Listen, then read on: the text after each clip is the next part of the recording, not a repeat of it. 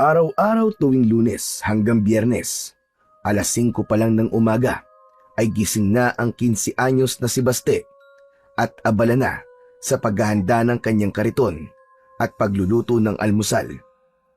Pagsapit ng alas 6, ginigising na niya ang kanyang kapatid na si Burnok at ang kanyang lola Trinidad para sabay-sabay silang mag-almusal.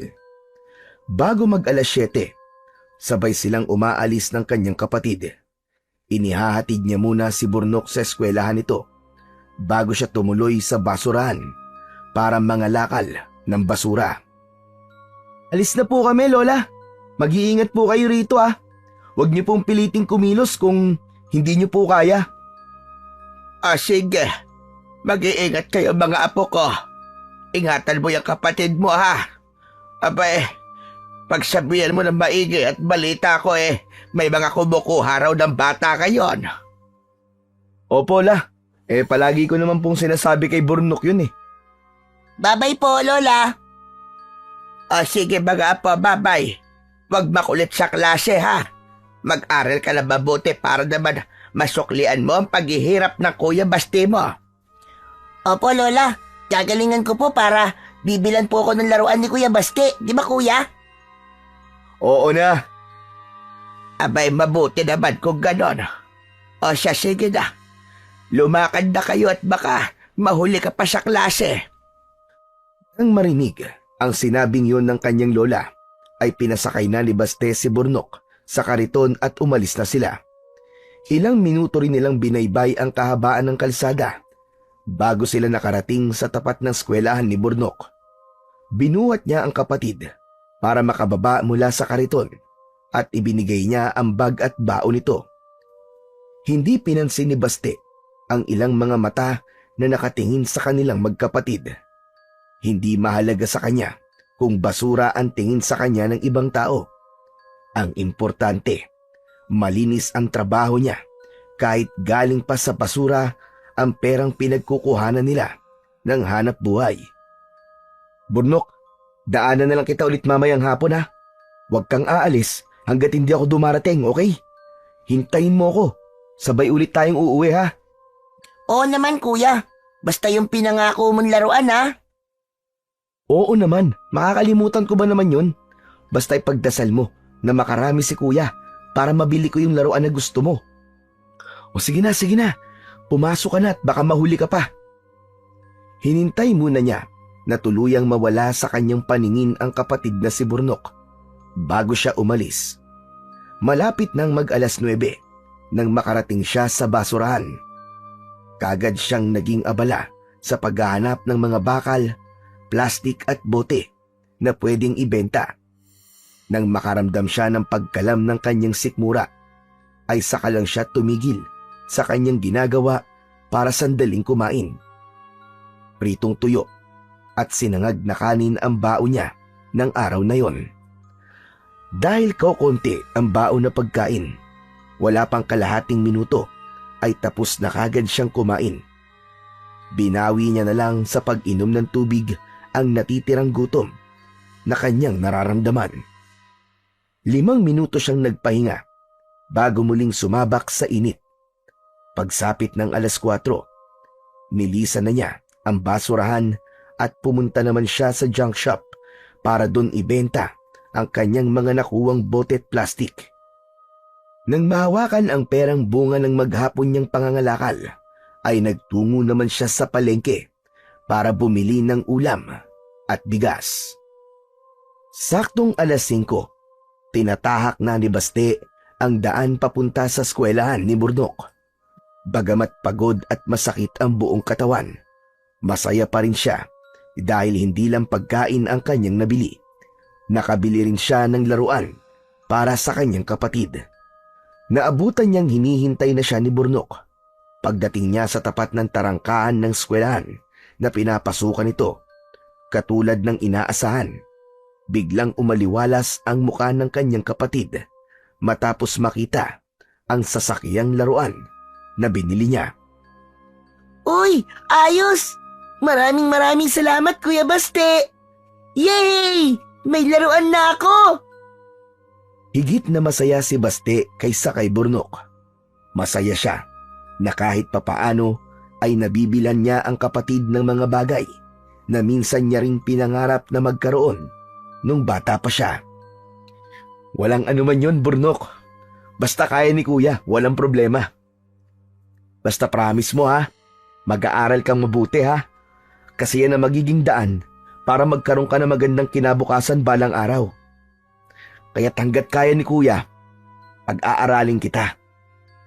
Opo, kuya. Promise. Mag-aaral po ako ng mabuti para po magkaroon na po tayo ng malaking bahay. Tapos, totoong sasakyan na po ang bibilin ko. Hindi na po laruan. Ayos yan. Ang taas masyado ng pangarap mo.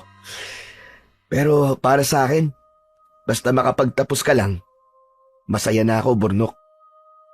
Libre naman po ang mangarap, kuya. Kaya tinataasan ko na po. Sabagay, tama ka. Ako rin naman eh.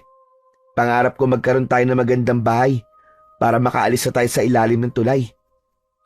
Natatakot na kasi ako eh. Baka bigla na lang gumuho ang tulay at mabagsakan tayo.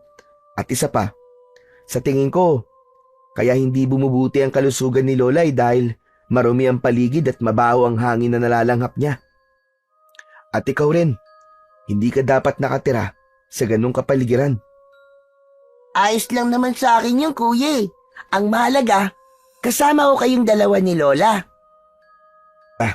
Yung sinasabi ko sa'yo ha, huwag mong sayangin yung pagkakataon na makapag-aral.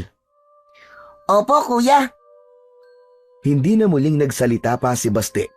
Sa halip, nilapitan niya si Burnok at isinakay na sa karton. Habang nasa daan pa uwi, napahinto si Baste nang makita niya ang isang matandang pulubi na pinagtitripan ng 2 binatilyo na sa hula niya ay kasing edad niya lang. Pinagpasapasahan ng mga ito ang pagkain ng kawawang matanda. Kuya Baste, kawawa naman po yung matanda oh. Tulungan po natin. Mga loko to ha. Humawa ka na maigpit, Burnok. Pagkasabi nun, ay tinulak niya palapit sa direksyon ng mga ito ang kanyang karton at binangga mula sa likuran ang isa sa 2 binatilyo. Nawalan ito ng balanse at natumba, subalit kagad din namang tumayo at tinignan siya ng masama. Lumapit ito sa kanya at akmang bibigwasan siya ng suntok. Subalit bago pa man yun tumama sa kanyang muka, ay nasangga niya na yon gamit ang kaliwa niyang braso. Gamit naman ang kanan niyang kamao, nagpakawala siya ng isang suntok. Dahil hindi nito inaasahan na ganun siya kabilis magbibitaw ng atake, hindi nito yon naiwasan at sumakto sa kaliwa nitong pisngi ang kanyang kamao. Sa lakas ng binitiwan niyang suntok, natumba ang lalaki. Sige pa, kuya! Yan! Sige, suntukin mo pa, kuya! Lalapitan sana ni Baste ang binatilyo para tulungan tumayo. Subalit bago pa man siya makalapit ay nakatayo na ang binatilyo at sisiway-siway na tumakbo palayo. Kagad din namang sumunod ang isa pang kasama ng lalaki. Bumalik kayo rito! Mga duwag pala kayo eh! Sa mahihina lang kayo matapang! Sigaw ni Baste habang sinusundan ng tingin ang 2 binatilyo. Nang mawala sa paningin niya ang 2, ay sa kanya lang binalingan ang matandang pulubi. Dinampot niya ang pagkain nito at iniabot yun sa matanda. Tatang, saan po kayo umuwi? Sakay na po kayo. Ihatid ko na po kayo. Salamat. Ngunit wala akong bahay, Tutoy. Sa kalsada lang ako nakatira. Salamat nga pala at tinulungan mo ko. Habang nagsasalita, ay paubo-ubo pa ang matanda. Bagaman naaawa, walang nagawa si Baste. Katulad nito, mahirap din ang buhay nila. Ang kaibahan lang nila, malakas pa ang katawan niya para maghanap ng pera. Samantalang ang matanda ay uugod-ugod na at halatado pang may sakit. Ganun po ba? Wala po ba kayong kamag-anak na pwedeng tuluyan? O kahit kakilala man lang po? Wala, Apo. Matagal na akong mag-isa sa buhay. Kawawa naman po pala kayo, Lolo. Ang lungkot-lungkot po siguro ng buhay nyo. Malungkot, pero sanay naman na ako. Kayo ba? May mga magulang pa ba kayo? Wala na po kami mga magulang. Lola na lang po ang meron kami. Saan kayo pupunta niyan? Magagabi na. Saan ba kayo nakatira? Pauwi na po kami, Tatang. Diyan lang po kami nakatira sa ilalim po ng tulay. Bago lang po ba kayo rito sa lugar namin? Kasi po, parang ngayon ko lang po kayo nakita rito. Oo, Tutoy. Bago lang ako rito. Kanina lang ako napadpad. Galing ako sa ibang barangay. Dito ako dinala ng mga pako habang ako'y naglalakad. Kaya po pala. Sige po, mauna na po kami, Tatang. Baka hinihintay na po kami ng lola namin eh. Sige na. Maraming salamat ulit sa tulong mo. Napakabait niyong bata. Ang swerte ng lola niyo sa inyo. Walang anuman po. Kahit naman po siguro sino, ganun din po ang gagawin. Nagkataon lang po na ako po ang nakakita sa inyo. Mali ka, Tutoy. Ikaw lang ang bukod tanging tumulong. Kaya maraming salamat. Mag-iingat kayo. Hindi na muling umimik si Baste. Tumango lang siya bilang pagtugon sa sinabing yun ng matandang pulubi. Nang malampasan na nila ang matanda, hindi niya maiwasang ikumpara ang kanilang sitwasyon sa pulubi na kanilang nakita. Sa kabila ng isang kahid at isang tuka nilang pamumuhay, hindi hamak na mas maswerte pa rin talaga ang kanilang buhay. Kawawa naman po si Lolo, di ba, Kuya? Oo nga, Burnok. Alam mo, kung mayaman lang talaga ako, tutulungan ko ang mga katulad niya. Hindi ako papayag na merong mga taong titira sa kalsada. Ang kaso, Kuya, mahirap lang din tayo eh. Yun na nga eh. Kaya kahit gusto kong tumulong, wala akong magagawa. Kasi salat din tayo. Ayos lang yun, Kuya Baste. Maiintindihan naman siguro tayo ni Lolo. Kaya nga, di bale, ipagdasal na lang natin siya mamaya. Ayos ba yon? Ayos na ayos, Kuya Baste. Palagi ko siyang isasama sa mga dasal ko simula ngayon. Mabuti yan. Ako ba, Burnok? Palagi ba akong kasali sa mga dasal mo? Aba, oo naman, Kuya. Number 1 kayo palagi ni Lola sa mga dasal ko. Lagi kong ipinagdarasal na sana palagi kang malakas at hindi magkasakit, Kuya. Tapos ano? Napakunot ang noo ni Baste. Ano? Ano, Burnok? Bakit naman binitin mo pa? Ipinagdarasal ko po na sana hindi ka magsawa po sa pagbuhay po sa amin ni Lola. Saglit na natigilan si Baste sa kanyang narinig. Pambihira ka naman, Burnok, oo. Bakit naman ako magsasawa? Alam ko kasi na sobrang pagod ka na palagi sa paghahanap mo ng pera eh. Alam kong nahihirapan ka na, Kuya Baste. Oo, napapagod ako at nahihirapan. Pero ni minsan, hindi pumasok sa isip ko magsawa, Burnok. Nawawala naman ang pagod ko kapag nakikita kong nakakakain kayo ni Lole.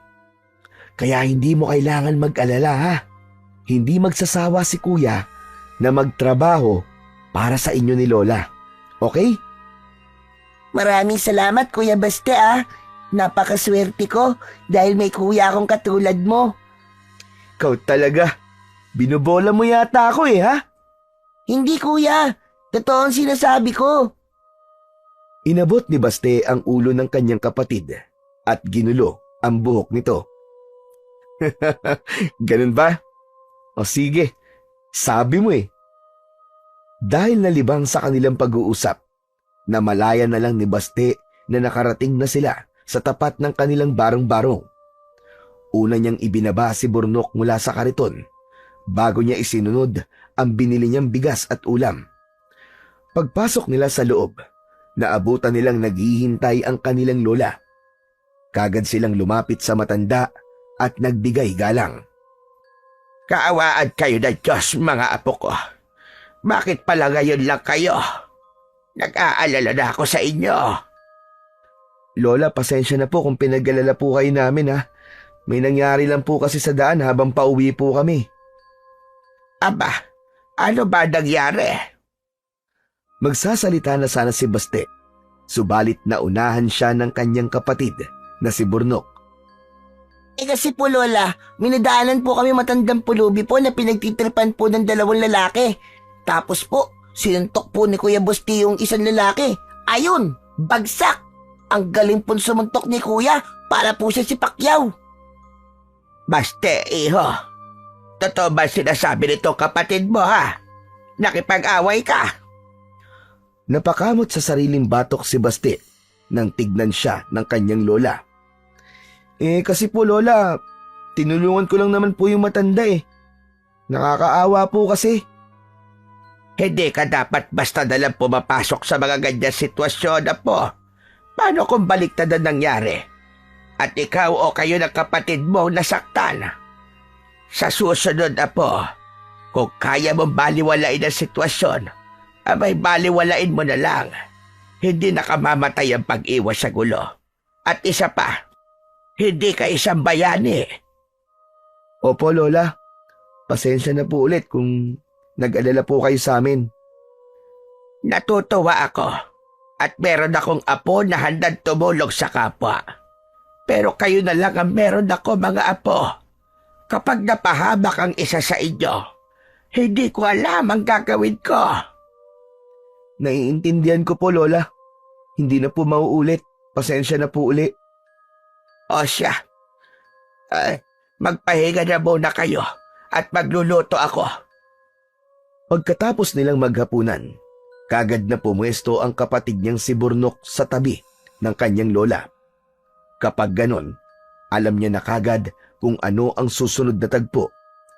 Tumalikod siya sa dalawa at nagtalukbong ng kumot. Pwede ba? Hintayin niyo muna akong makatulog bago kayo magkwentuhan. Sawang-sawa na akong marinig ang pangalan ni Lucio. Ang tinutukoy niyang Lucio ay ang lalaking bida sa kwentong alamat na palaging ikinikwento ng kanyang lola kay Burnok tuwing gabi. At dahil nga gabi-gabi niyang naririnig ang naturang alamat, tanda na niya ang buong kwento. Nung una, interesado rin siyang makinig tuwing nagkikwento ang kanyang lola. Ngunit kinalaunan, unti-unti siyang nagsasawa. Bilib na bilib pa nga siya kay Lucio nung bata pa siya. Gusto niyang maging kagaya nito. Pero ngayon, napagtanto niyang imposible ang lahat at maaaring ang kwento ni Lucio ay isa lamang sa mga kwentong alamat na pambata. Ayon kasi sa kanyang lola, isang manunugis ng aswang si Lucio. 40 taon na ang nakararaan. Nagtataglay umano ang lalaki ng kakaibang lakas at galing sa pakikipaglaban, kung kaya't kinatatakutan ito ng maraming mga aswang. Ngunit isang araw, bigla na lang daw itong naglaho na parang bula, ayon sa kanyang lola. Simula umano ng mapatay na mga aswang ang kasintahan nito, tila nilisan na rin ng lalaki ang mundo. Ayon pa sa kanyang lola, marahil ay nagpakamatay si Lucio matapos ang nangyari. Kung noon, siya ang palaging sabik na marinig ang kwento ng kanyang lola patungkol kay Lucio. Ngayon, si Burnok na. Ang bilis pala ng panahon. Parang kailan lang ay sanggol pa ang kapatid niya. 8 taon na si Burnok. Ibig sabihin, 8 taon na rin simula nang mawala ang kanilang mga magulang.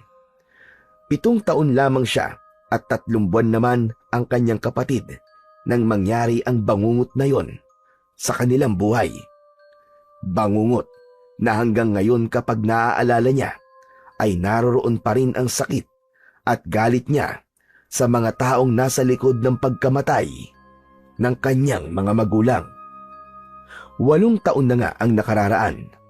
Nagkaroon ng isang malaking sunog sa loob ng Kapitolyo kung saan naroon ang kanyang mga magulang at iba pang mga magulang. Matapos imbitahan ng kanilang mayor para sa isang pagtitipon. Ayon sa kanyang lola, ang naturang pagtitipon ay patungkol sana sa pabahay na ibibigay ng alkalde para sa mga pamilyang may mahihirap na pamumuhay, kung kaya't kagad na nagtungo roon ang kanyang mga magulang. Subalit sa halip na magandang balita ang dumating sa kanila, kabaligtaran ang nangyari dahil iniuwing sunog na bangkay ang kanyang mga magulang kasama ang ilan pang nagtungo sa nasabing pagtitipon.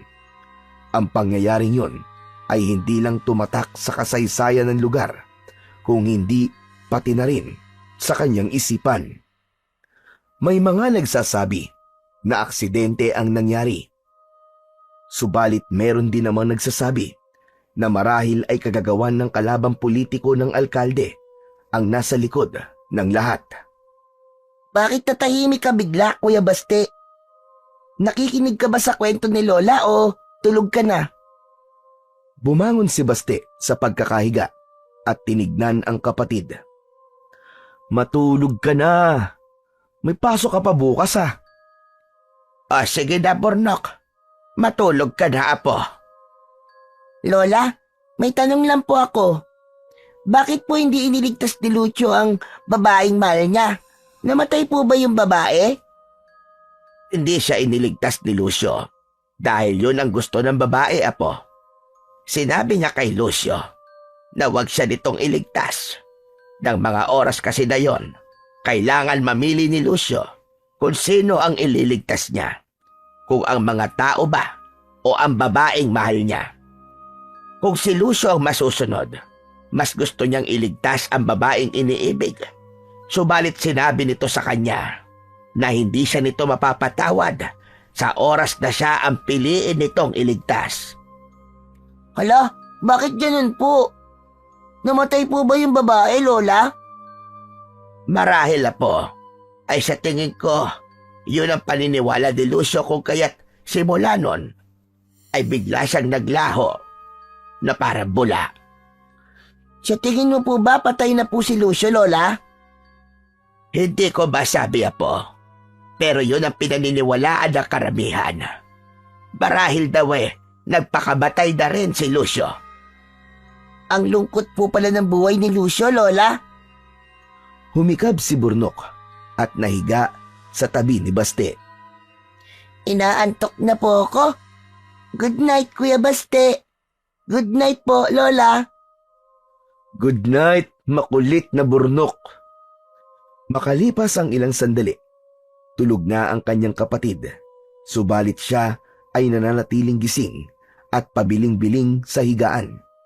Nang mga oras na yon, ay gising pa rin pala ang kanyang lola.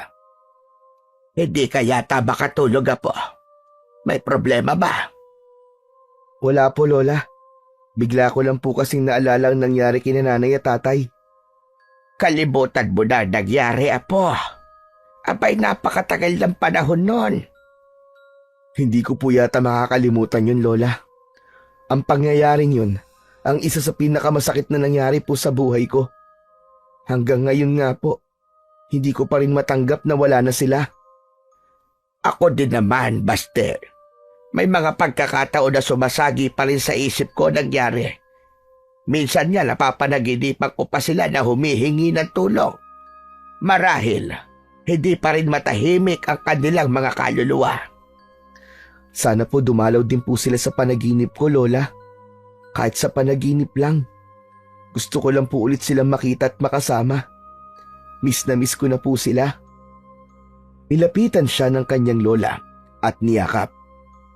Alam kong mahirap, pero sana tanggapin mo na rin sa puso mo na wala na sila, Apo. Hindi na muling nagsalita si Baste. Sa halip, sinariwa niya sa kanyang isip ang masasayang alaala nila ng kanyang mga magulang noong nabubuhay pa ang mga ito, hanggang sa hindi niya namalayan na tuluyan na pala siyang hinila ng antok. Kinabukasan, maaga ulit na nagising si Baste para gawin ang araw-araw niyang gawain. Sabay ulit silang umalis ni Burnok at ilang beses niya itong binilin bago niya iniwan. Ilang metro na ang kanyang layo mula sa eskwelahan nito Nang mapansin niya na nakalimutan niya palang ibigay sa kapatid ang baon nito, agad naman siyang tumakbo pabalik para ibigay ang baon ng kanyang kapatid. Tila naman napagtanto rin ng kanyang kapatid na wala itong baon. Nakita niya ang kanyang kuya na tumatakbo pabalik at sasalubungin niya sana. Naging mabilis naman ang mga sumunod na pangyayari. Bago pa man siya tuluyang makalapit sa kanyang kapatid para ibigay ang baon nito, ay isang kulay itim na van ang huminto sa tapat nito at mula roon ay dalawang lalaki na pawang nakasuot ng bonnet ang lumabas at biglang dinampot ang kanyang kapatid. Ay! Bitiwan niyo ang kapatid ko! Mga hayop kayo! Tinignan lang siya ng dalawang lalaki at pagkatapos ay sumakay na sa sasakyan, bit-bit ang kanyang kapatid. Hinabol niya ang sasakyan hanggat kaya niya, ngunit sa huli ay nanghihina at tinihingal siyang napahinto. Pakiramdam niya ng mga sandaling yon ay kakapusin na siya ng hininga dahil sa sobrang pagod. Sari-saring emosyon ang lumukob sa kanya. Sa huli, natagpuan ni Baste ang kanyang sarili na nasa himpilan ng mga pulis at humihingi ng tulong. Mga katagang balitaan ka na lang namin kapag may nakalap na kaming impormasyon. Ang bukod tanging naririnig niya mula sa hepe ng kapulisan matapos niyang isalaysay ang nangyari. Parang awa niyo na po. Gawin niyo naman po ang lahat para mahanap po ang kapatid ko. Kulang na lang ay lumuhod na si Baste sa pagmamakaawa.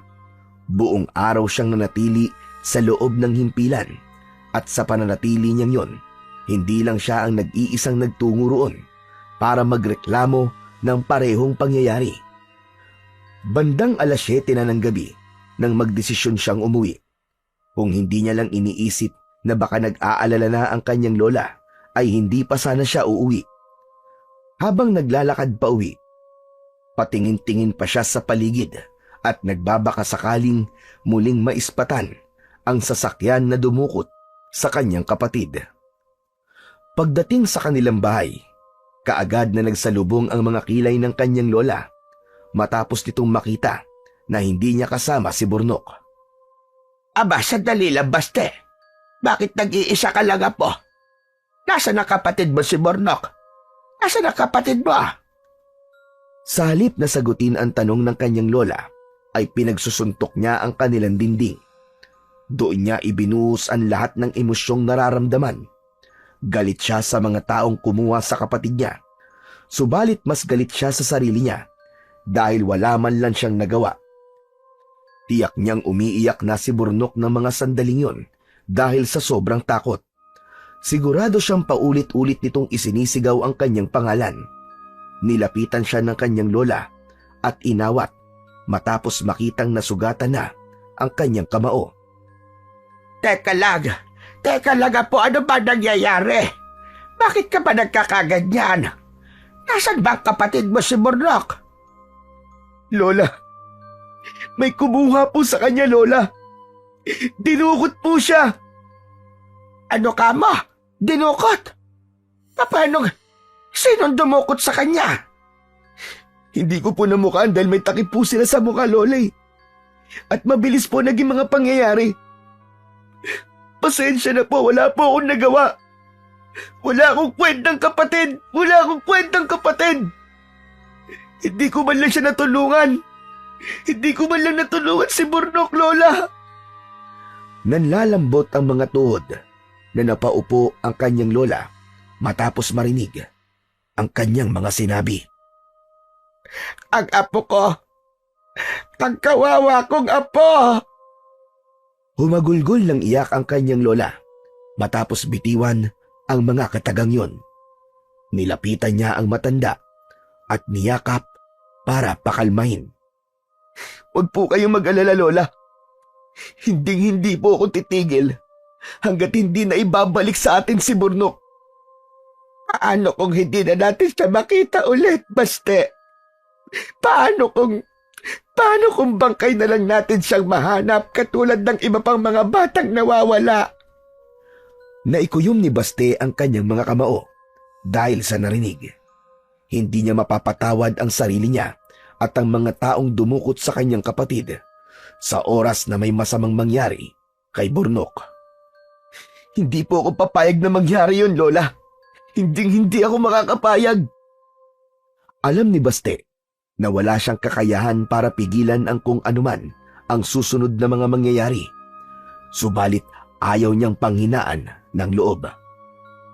Ang mabuti pa, Lola, babalik po ulit ako ngayon sa impilan ng mga pulis para alamin po kung may bago na po silang impormasyon.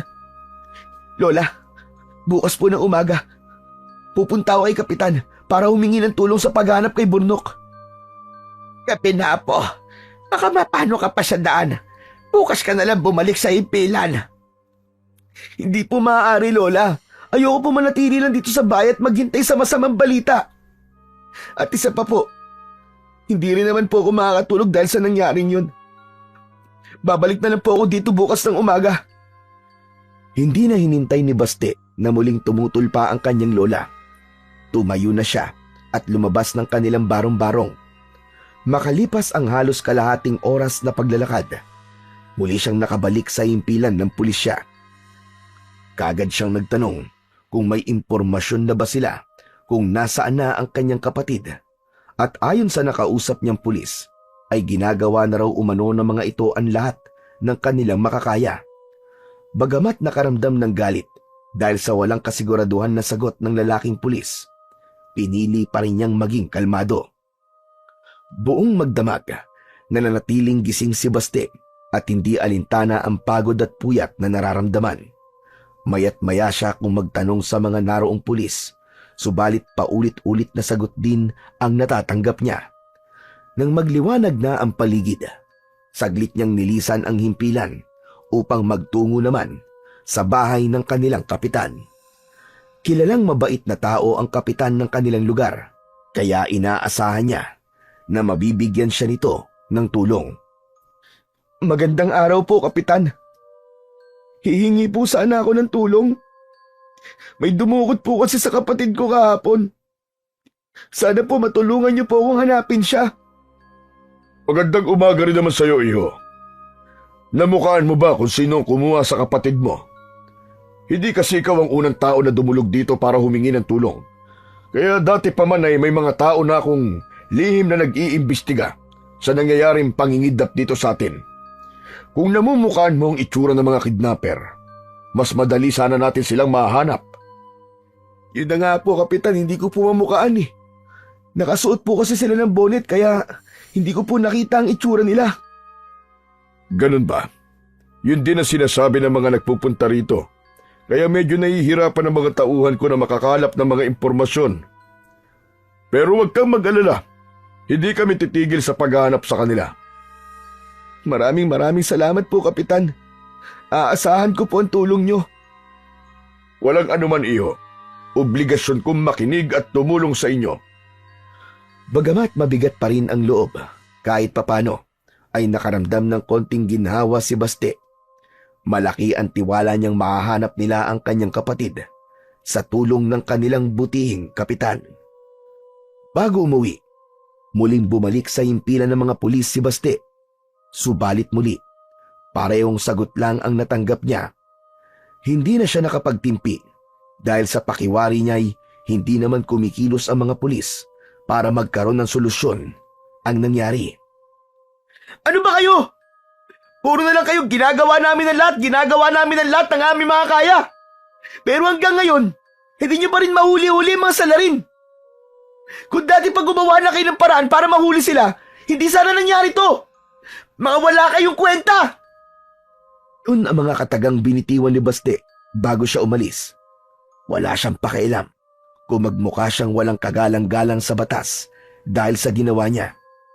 Ang sinabi niyang yun ay resulta lamang sa ipinakita nilang aksyon.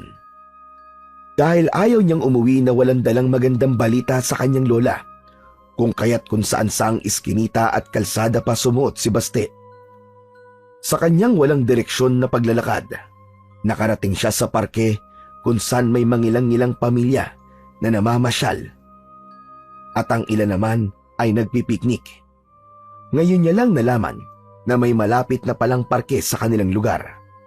Bahay, palengke, basurahan at junk shop lang kasi ang alam niyang puntahan. Kaagad na sumagi sa isip niya si Burnok. Sigurado siyang matutuwa ang kanyang kapatid kung maipapasyal niya ito sa ganong kagandang lugar. Nang maalala ang kapatid, bumalik sa isip niya ang dahilan kung bakit siya dinala roon ng kanyang mga paa. Sa pagmamasid sa paligid, napukaw ang atensyon ni Baste sa isang lalaki na nakasandal sa isang puno. Maya-maya pa ay nakita niya itong naglabas ng candy at inaalok nun ang isang bata. Nang lumapit ang bata, napansin niyang may kung ano pang sinabi ang lalaki at makalipas lamang ang ilang segundo ay humawak naman ang bata rito at sumama. Walang inaksayang minuto si Baste, kagad niyang sinundan ang dalawa. Binilisan niya ang pagtakbo nang makita niyang papalayo na ang dalawa. Tinalunan niya ang lalaki mula sa likuran at sabay silang bumagsak. Iniharap niya ito sa kanya at inundayan ang dalawang magkasunod na suntok sa magkabilaan nitong pisngi at pagkatapos ay sinakal. Hayop ka! Nasaan ang kapatid ko? Saan niyo siya dinala? Bago pa man siya makatanggap ng sagot, ay may humintong van sa tapat nila at mula roon ay isang lalaking nakabonit ang lumabas at may hawak na patalim. Uundayan siya nito ng saksak, subalit bago pa man dumantay sa kanya ang patalim na hawak nito, ay may biglang humarang. Nagulat si Baste nang makita ang matandang pulubi na minsan niya nang tinulungan. Ang matanda ang sumalo ng saksak na dapat ay para sa kanya. Lolo! Tumayo si Baste at naging maagap sa pagsalo ng akmang babagsak na ang matanda. Sinamantala naman yon ng mga kidnapper. Kaagad na bumangon ang lalaking sinuntok niya at mabilis na sumakay matapos alalayan ng isa pa nitong kasama. Bagamat nanghihinayang, mas inuna niyang alalayan ang matandang pulubi kaysa habulin pa ang sasakyan. Habang naglalakad sila, ay hawak-hawak niya gamit ang kanan niyang kamay ang nakasampay nitong braso sa balikat niya, habang ang kaliwa naman niyang kamay ay nakayakap sa bewang nito at tinatakpan ang sugat nito sa tagiliran. Malapit na po tayo, Lolo. Konting tiis na lang po. Pagdating sa kanila, kagad siyang sinalubong ng kanyang lola, pero nasa kasama niyang matanda ang tingin nito. Aba, ano nangyari, Apo? Sino tong kasama mo? Mamaya ako na po sasagutin ang tanong niyo, Lola. Gamutin niyo po muna ang sugat niya. Tumiretso si Baste sa silid nilang tatlo at inihiga ang matanda sa papag na kawayan. Hinawi niya ang mahaba at puti nitong buhok na tumatabing sa mukha nito bago siya tumayo. Nang lingunin niya ang kanyang lola, ay nakita niya ang pagkabigla sa mukha nito habang nakatingin sa mukha ng matandang pulubi. Bakit po, Lola? Ha? Wala naman, Apo. Nagulat lang ako at nagdala ka ng hindi mo kilala rito sa bahay. Ano ba ang nangyari? Bakit siya may sugat? Lumapit sa matanda ang kanyang lola at sinimulang linisin ang sugat nito. Nakaikwentro ko po kasi kanina yung nangunguha po ng mga bata, Lola. Ako ang dapat na masasaksak, pero bigla po siya sumulpot at tumarang. Aba, ano nangyari, Apo? Nalaman mo ba kung sa nila dinala ang kapatid mo? Nahuli ba sila? Sunod-sunod na umiling si Baste. Hindi po, Lola eh. Pero wag po kayo mag-alala. Ngayong namumukaan ko na po ang isa sa kanila, madali ko na po silang mahahanap. Sana nga mahuli na sila para makita na rin natin ang kapatid mo. Sobra na talaga ako nag-aalala. Bukas na bukas din po pupunta po ako kay Kapitan para ipaalam po nangyari. Kay Kapitan ko na lang po ipapaubaya ang paghuli sa kanila, Lola. Wala po akong tiwala sa mga pulis. Ikaw ang bahala, Apo. Bakit ka nga pala niya iniligtas? Matagal na ba kayo magkakilala? Ang matandang pulubi ang tinutukoy ng kanyang lola. Hindi po, Lola. Isang beses pa lang po kami nagkita.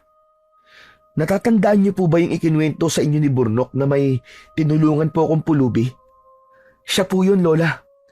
Baka po gusto niyang bumawi sa akin kaya iniligtas niya po ako. O hindi kaya nakatadhana talaga na pagtagpuin kayo. Hindi ko ito inaasahan. Ang buong akala ko pa naman. Huminto sa pagsasalita ang kanyang lola at tinitigan ang matanda. Napakunot ang noo ni Baste dahil sa kanyang narinig. Ano pong ibig sabihin niyo, Lola? Saka ko na sasabihin na po. Magpahinga ka na muna. Alam kong pagod at puyat ka. Bagamat nagtataka, hindi na muling nagsalita pa si Baste. Lumabas siya sa kanilang silid na nahiga sa upuang kahoy na ginawa niya. Dala ng pagod, kaagad siyang dinalaw ng antok. Kinabukasan, maaga siyang nagising at umalis sa kanilang bahay. Nagpunta siya sa bahay ni Kapitan para ipaalam ang nangyari kagabi. May ipinatawag na tao si Kapitan matapos niyang sabihin na namumukaan niya ang itsura ng kidnapper na nakaengkwentro niya. Habang isinasalaysay niya ang bawat detalye ng mukha nito, ay iginuguhit naman yon ng lalaki. Pagkatapos iguhit, iniharap sa kanya ni Kapitan ang resulta. Ito ba ang mukha ng lalaking nakita mo kahapon? Sunod-sunod siyang tumango matapos niyang makita na kuwang-kuwa nga ng nasa drawing ang itsura ng lalaking nakaengkwentro niya.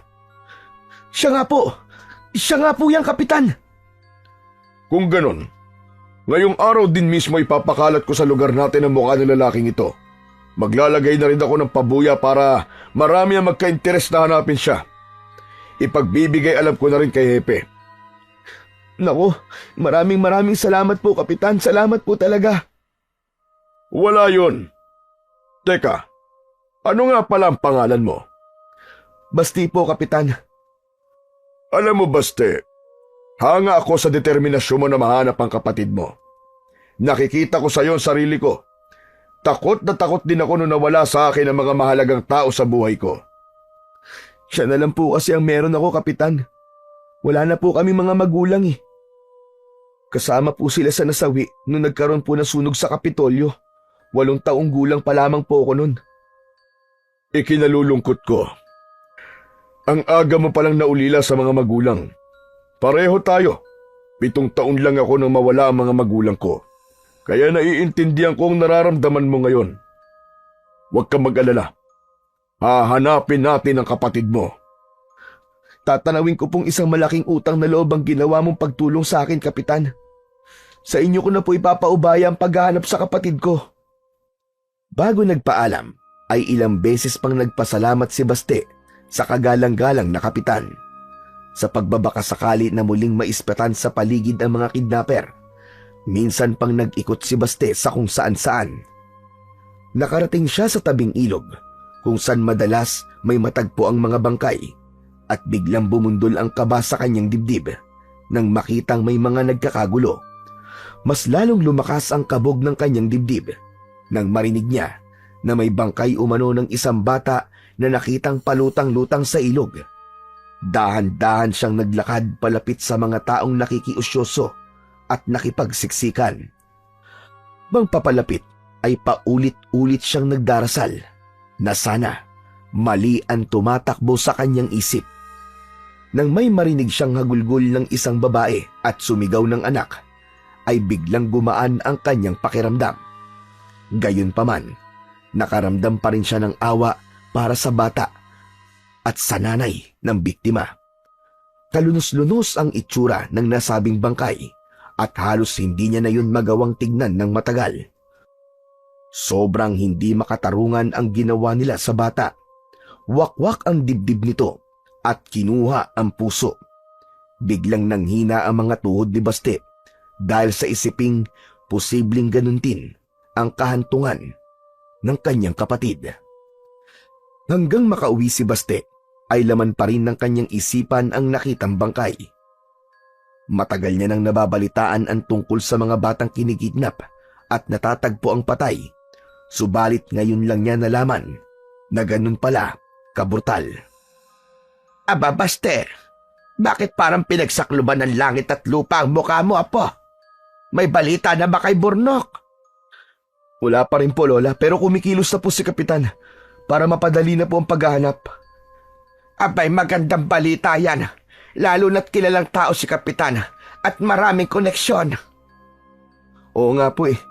Kaya nga po, sobra po ako nagpapasalamat sa kanya. Kung nagkausap na pala kay ni Kapitan tungkol sa paghahanap kay Burnok, abay bakit ka malungkot, Apo? Lola, may natagpuan na naman po kasing bangkay ng isang bata sa tabing ilog. Natakot pa nga po ako nung una, Lola dahil akala ko nga po si Burnok na. Grabe, Lola. Tinanggalan nila ng puso yung bata. Hindi na po sila naawa. Halang ang kaluluwa ng mga ganong tao, Apo.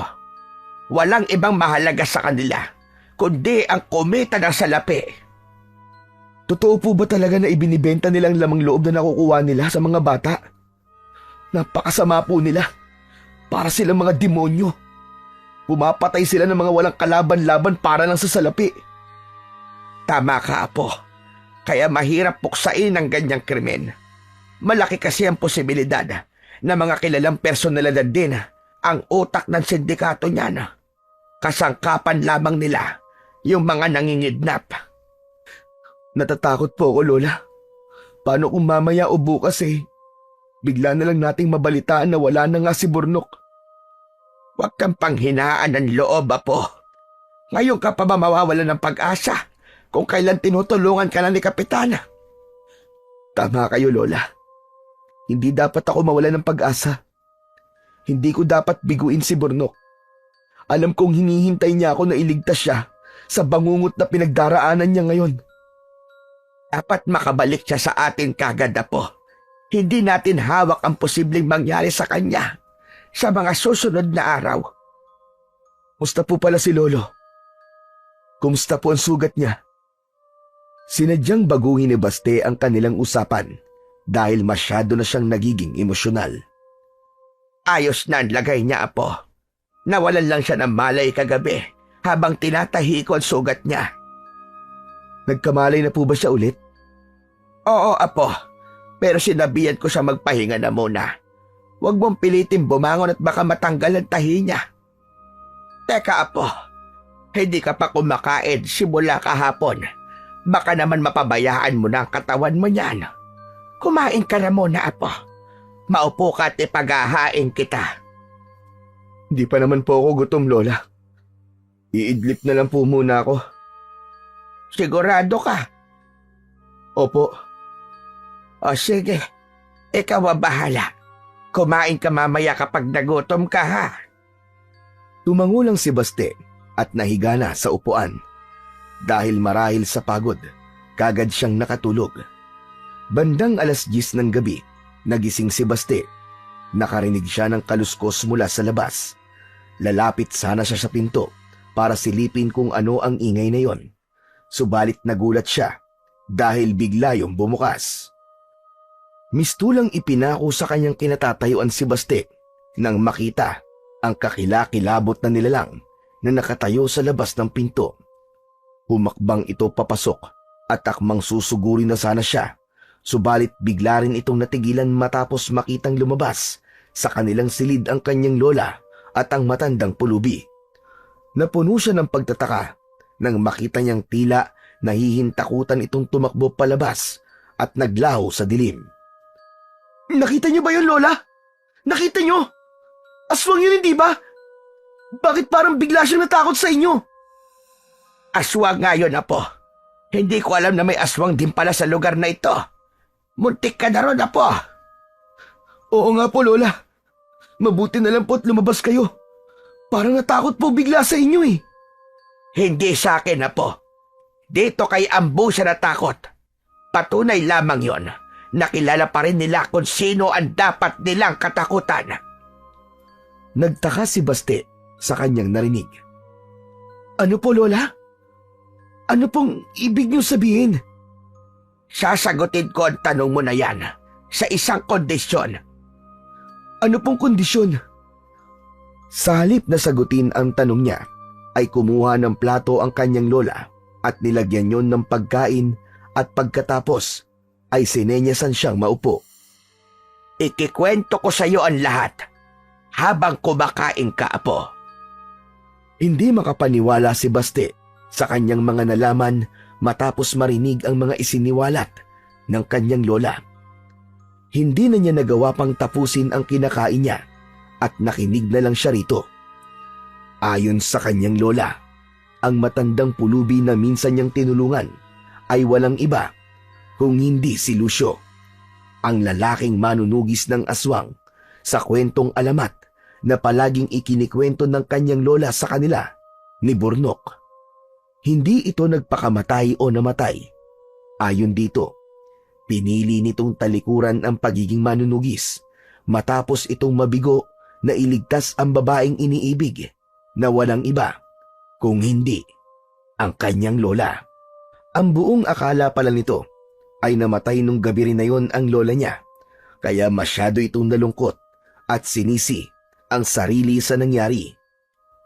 Paano ka nakaligtas nung gabing yun, lola? Binigyan nila ako ng pagkakataon na tumakbo, kaya sinunggaban ko kagad ng pagkakataon na yon. Kahit alam kong malabo kung makatakas dahil lubha silang mabibilis. Nakarating ako sa tapat ng isang malalim na bangin at doon ako nakakita ng konting pag-asa dahil naririnig ko na tubig ang nasa ibaba. Tumalon ako, bumagsak sa tubig at tinangay ako ng agos hanggang sa nawalan ng malay. May nakakita sa akin sa gilid ng isang batis at tinulungan ako. Ang hirap po pala ng mga pinagdaanan niyo para makaligtas, lola. Tama ka, apo. At habang nagpapagaling, nakarating sa akin ang balitang bigla na lang naglaho ang lolo mo. Agakala ko wala na siya. Kaya naman, labis kong dinamdam yon. Nang malaman ko naman na buntis ako sa tatay mo noon, doon lang ulit ako nagkaroon ng ganang mabuhay. Ibig sabihin, tatang, totoo pala talagang lolo kita. Kaya po pala ang gaan-gaan ng loob ko po sa inyo nung araw na tinulungan kita. Naku, makapaniwala sa mga nangyari. Ang buong akala ko, mag-isa na lang ako sa buhay. Hindi ko inaasahan na buhay pa pala ang lola mo at may bonus pang mababait na apo. Hindi rin po ako makapaniwala. Parang ang hirap po paniwalaan na lolo ko po si Lucio. Kaya po pala natakot yung aswang kanina nang makita kayo. Marahil ay isa siya sa mga nakainkwentro ko na noon. Mukhang may edad na ang isang yun. Ito po ang unang beses na merong aswang na napadpad dito. Wala rin naman po kami nababalitaan na merong paghalagalang aswang o nababalitaang may nabibiktima. Nakapagtataka nga kung bakit may biglang nagpakitang aswang. Ano kaya ang ibig sabihin nun? Sigurado ko naligaw lang yon at dito napadpad. Nagkataong ito ang bahay na pinakamadaling mapasok at nasa tagong lugar pa. Kaya marahil dito siya nagtungo. Huwag kang mag-isip ng kung ano-ano, Trinidad. Pero ang mahalaga hindi po siya nagtagumpay na makapambiktima. Kaya siguradong maghahanap po siya ng bagong biktima, Lolo. Lolo, kailangan po natin siyang pigilan. Matagal na akong huminto sa ganyan na po. At isa pa, matanda na ako. Hindi na ganun kaliksi at kalakas ang aking pangangatawan. Ganun po ba? Kung ganun, ipagbibigay alam ko na lang po kay Kapitan para sila na po ang bahalang maghanap. Magandang ideya yung naisip mo. Palagi mo nababanggit yang si Kapitan. Mukhang mabuti siyang tao. Base na rin sa mga naririnig ko mula sa iyo. Opo, siya po ang tumutulong sa akin para mahanap ko po si Burnok. Nakikita raw po niya ang sarili niya sa akin kaya gusto niya po akong tulungan. Mabuti naman at mabuting tao ang kapitan niyo dito. At hindi katulad ng iba na walang pakialam sa mga tao sa paligid. Sandali lang. Gusto mo bang sabahan kita bukas? Kayo po ang bahala. Magaling na po ba ang sugat niyo? Malayo-layo po kasi ang lalakarin natin Baka mabinat po kayo. Ayos lang ako, apo. Malayo naman sa bituka to sugat ko. Wala ito kumpara sa mga sugat na natatamo ko noon. Gusto mo makita? Aba, sige po, Lolo. Tumayo ang kanyang lolo at iniangat ang suot na damit pang itaas. Napaawang ang mga labi ni Baste nang tumambad sa kanyang paningin ang mga peklat sa iba't ibang bahagi ng katawan nito, sa dibdib, sa tiyan, sa tagiliran, at meron din sa likod. Grabe! Ang dami po! At ang lalaki pa! Aswang po ba may gawa ng mga yan? Ibinaba muna ng kanyang lolo Ambo ang damit nito bago sumagot. Tama ka, Apo. Alam mo ba, tuwing uuwi akong sugatan, palagi akong pinapagalitan ng lola mo. Sinasabi niya sa akin na tumigil na ako sa ginagawa ko dahil baka daw isang araw ay malamig na bangkay na akong uuwi sa kanya. Pero ni minsan na hindi ko siya pinakinggan hanggang sa pati siya ay nadamay. Naiintindihan ko po si Lola. Kahit po siguro ako ganun din po ang sasabihin ko. Lalo na kung nakikita ko po nasasaktan na kayo. Teka, bakit niyo po ba ginustong maging manunugis ng mga aswang, Lolo? Dahil yun ang nakatadhana para sa akin na po. Ang tatay ng tatay ko, ang kauna-unahang manunugis. Sumunod ang tatay ko at ipinasa naman sa akin. Ah, ganun po pala. Sayang at wala po si Burnok. Gustong-gusto niya pong makinig sa mga ganitong kwento eh. Biglang nalungkot si Baste nang maalala ang kanyang kapatid na si Burnok. Tila naramdaman naman yun ng kanyang lolo dahil tinapik siya nito sa balikat. Huwag kang mag-alala, Apo. Mahanap din natin si Burnok. Hindi na muling nagsalita si Baste. Tinignan niya lang ang kanyang lolo at tumango. Ilang saglit na namayani ang katahimikan sa pagitan nila bago yun binasag ng kanyang lola. Inumaga na kayo sa pagkwekwentuhan. Teka, ipagtitimpla ko kayo ng kape. Iniwanan sila ng kanyang lola at pagbalik nito ay may bitbit ng 2 tasang kapeng barako. Inubos lang nila yon bago sila nagpaalam. Sa daan, habang naglalakad, ay patuloy pa rin sila sa pagkwekwentuhan. Tumigil lamang sila nang makarating sila sa kanilang destinasyon. Sinalubong sila ng matandang kanang kamay ni Kapitan at sinabi nitong nagtungo sa tabing ilog ang amo nito dahil may nakapagsabi umano na may bangkay na naman na natagpuan doon. Bigla na namang bumundol ang kaba sa dibdib ni Baste. Matapos marinig ang sinabi ng lalaki, kagad niyang niyaya ang kanyang lolo Ambo na magtungo roon. Pagdating nila sa tabing ilog, nadatnan nila ang ilang taong nagkakagulo. Nakipagsiksikan silang dalawa hanggang sa makarating sila sa pinakaunahan. Natulala si Baste nang tumambad sa kanyang paningin ang naturang bangkay. Bumalik lamang siya sa kanyang wisyo nang may tumapik sa kanyang balikat. Paglingon niya, nakita niya si Kapitan. Nakakalungkot na balita ito. Siya na nga lang ang bukod tanging paraan para mahanap natin ang kapatid mo. Nawala pa.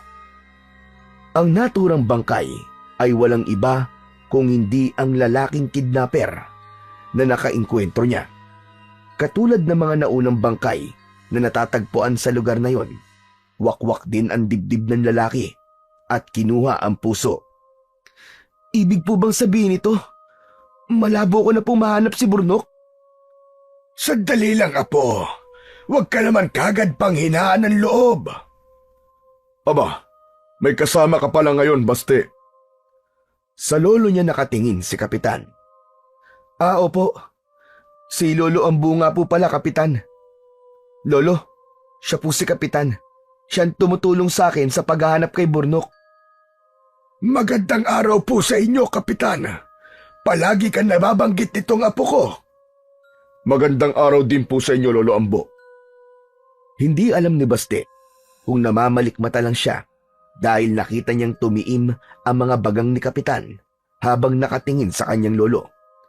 Sumabay sila kay Kapitan pabalik sa bahay nito at doon nila pinag-usapan ang nangyari sa lalaki.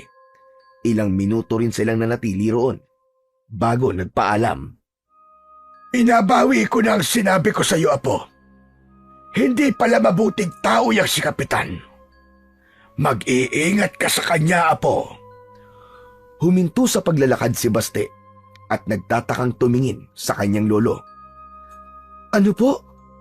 Teka, ano pong ibig niyo sabihin, Lo? Isa siyang aswang. Silang dalawa ng lalaking unang humarap sa atin nang dumating tayo sa bahay niya. At sa tingin ko, yung aswang na sumugod kagabi ay walang iba kung hindi yung matandang lalaki na yon. Nabigla si Baste sa kanyang narinig at ilang saglit na natulala bago muling nakapagsalita. Teka, Lolo. Ang hirap po atang paniwalaan ang mga sinasabi niyo. Aba, mabuting tao po si Kapitan.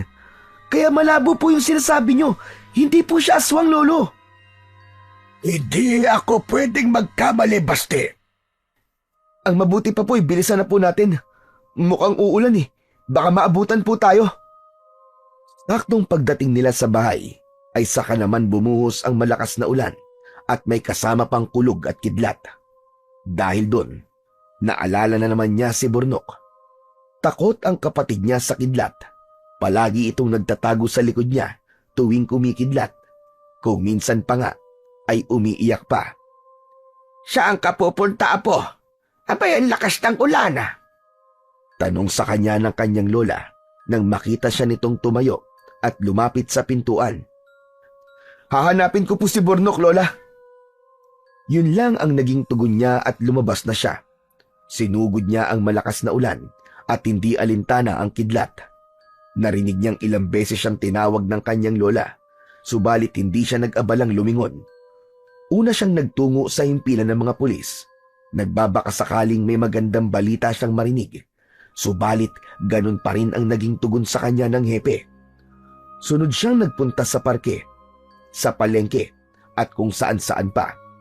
Sa huli, natagpuan ni Baste ang kanyang sarili sa tapat ng bahay ni Kapitan. Oh, Baste! Aba, napasugod ka, gabi na. Halika, pasok. Bakit ka nagpapaulan? Pasensya na po, Kapitan, kung nandito po ulit ako. Hindi po ba may mga tao kayo na naghahanap po kay Burnok? Gusto ko po sanang tumulong sa kanila sa paghahanap. Hindi nakaligtas sa mga mata ni Baste na tila natigilan ang Kapitan sa sinabi niyang yon. Saglit na namayani sa kanila ang katahimikan bago siya nito sagutin. Sige. Kung iyan ang gusto mo. Maraming salamat po, Kapitan. Sige po, aalis na po ako. Babalik na lang po ako ulit bukas. Malakas pa rin ang ulan at gabi na. Dito ka na lang magpalipas ng buong magdamag. Hindi na po, Kapitan. Baka po kasi nag-aalala po ang lola ko sa akin eh. O sige, ikaw ang bahala. Mag-iingat ka na lamang sa pag-uwi mo.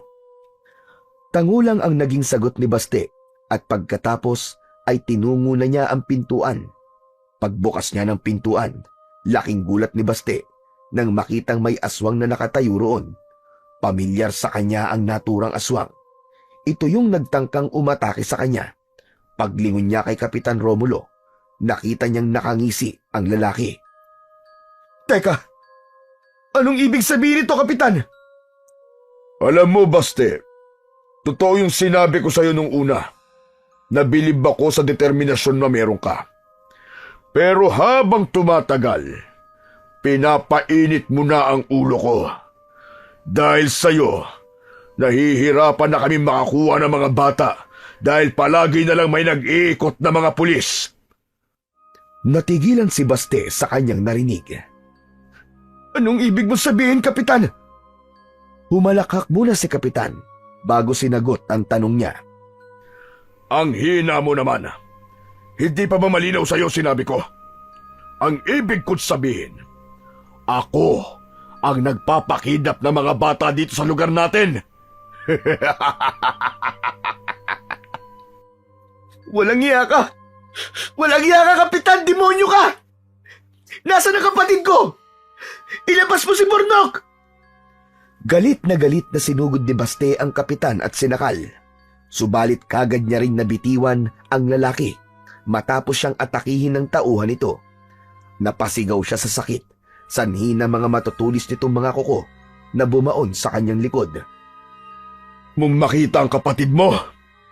Sige, ibibigay ko sa'yo sa isang kondisyon.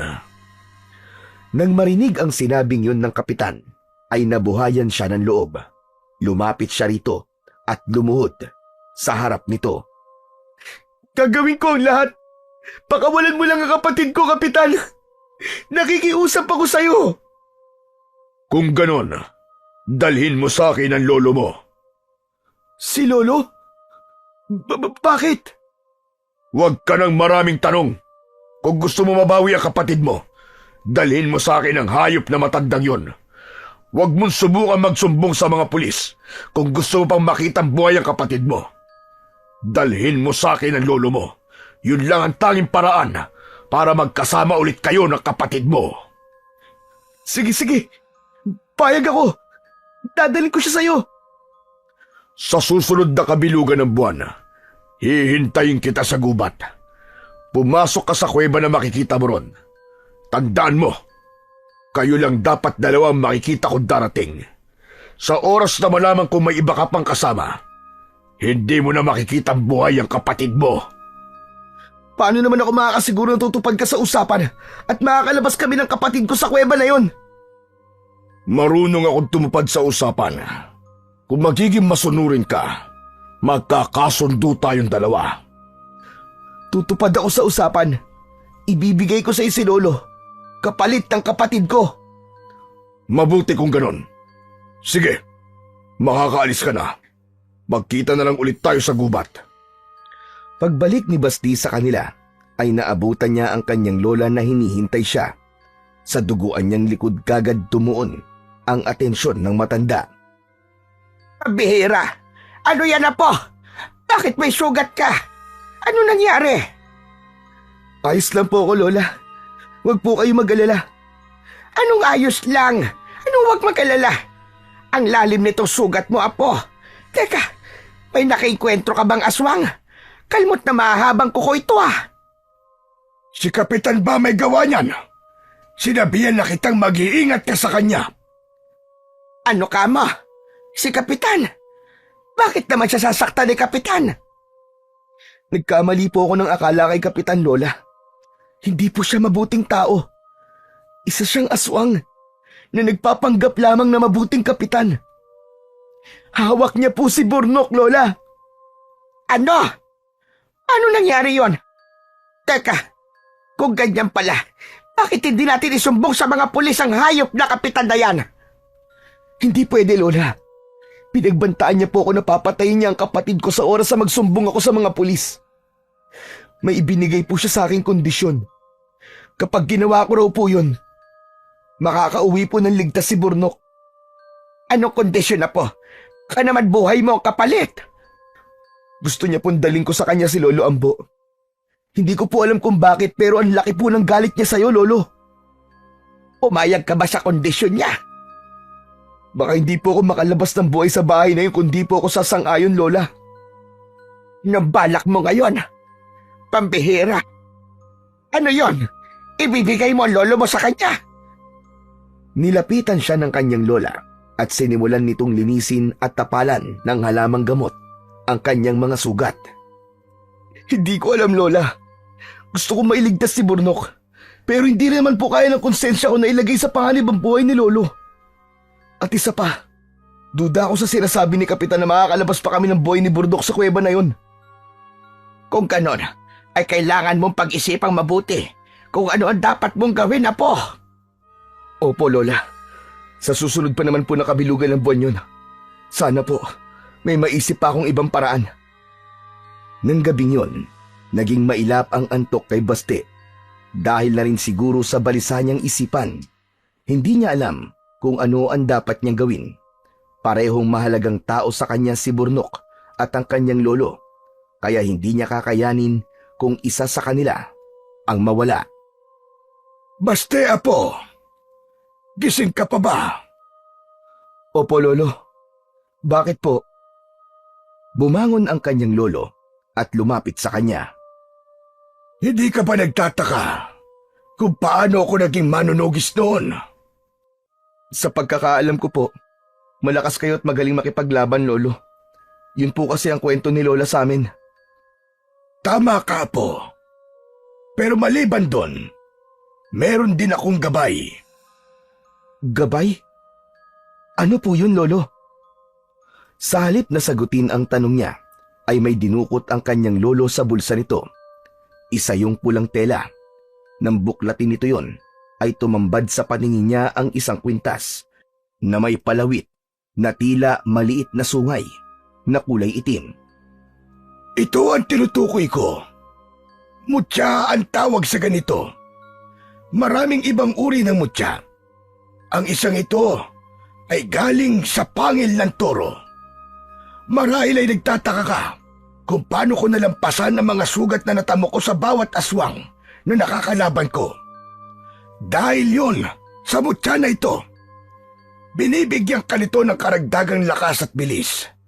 May mabisang kapangyarihan din itong taglay na pangontra sa kahit na anong itim na mahika, katulad ng kulama at barang.